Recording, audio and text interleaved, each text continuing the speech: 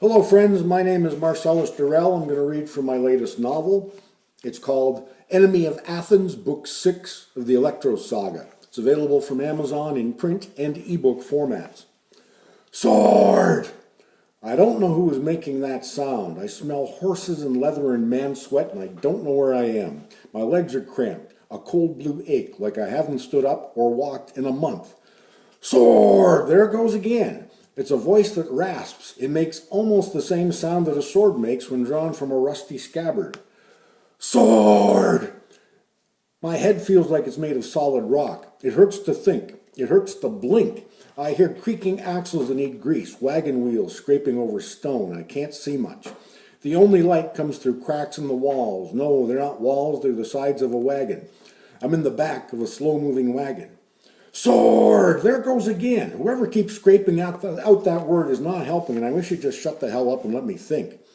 He's calling for his sword, and I can't say I blame him, but I still wish he'd just knock it off. Chains rattle and clank every time I move, and whenever the wagon hits a bump, my legs hurt all over again. The chains chafe my ankles and wrists. I sit upright, hands chained together in my lap, in the back of a covered wagon, and I feel every bump and crick and rattle on the road. Can't make out what you're trying to say there, fella, says a different voice, a surprisingly pleasant one. Here, have a sip. It's a soldier. He sits across from me and holds out a water skin. I can't see him in any detail. The other voice, the deranged wretch who kept calling for a sword, I now realize is my own. I did not know it was possible to call for my sword without actually thinking about it, but now that I do think about it, I sure wish I had it in my hands. Whoa, whoa, whoa, slow down, buddy, the soldier says, not unkindly, as I try to grab the skin out of his hand. Not too much too quickly, you'll just puke it up like your friend did.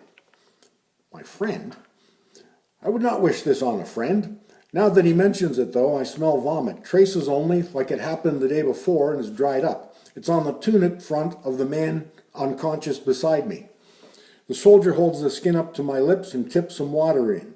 It soothes, mouth ecstasy, like I drink heaven itself. Even the drops that spilled down my chin feel good. The soldier gives me 3 more little sips, then tells me that's enough for now. He'll give me a little more later.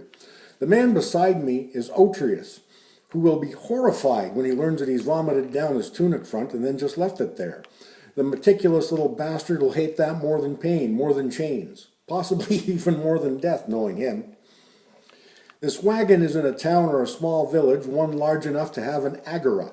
I hear voices, vendors calling out their wares. Best price ever! Silk from far-off Zunguao, pomegranates that just yesterday were still on the bush. And I smell bread, roasted meat, fried fish, and suddenly I'm very hungry. The soldier almost reads my thoughts. We'll stop and eat, he says, once we get past the village. Maybe let you stretch your legs a little. I say nothing. The soldier is being kind to me. But how can I trust kindness when its simplest and most obvious act, the removal of my chains, is not included? It's safe, the soldier says to me. What's safe, I say. The water?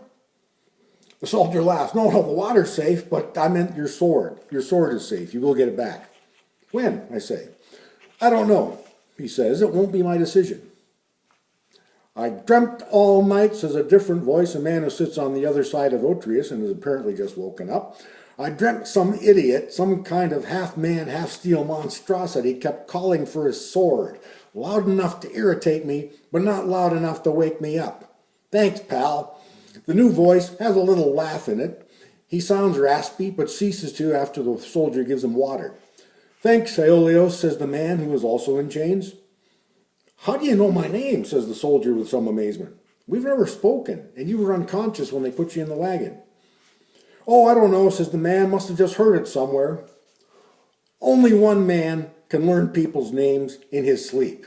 It is Themistocles. Damned Themistocles.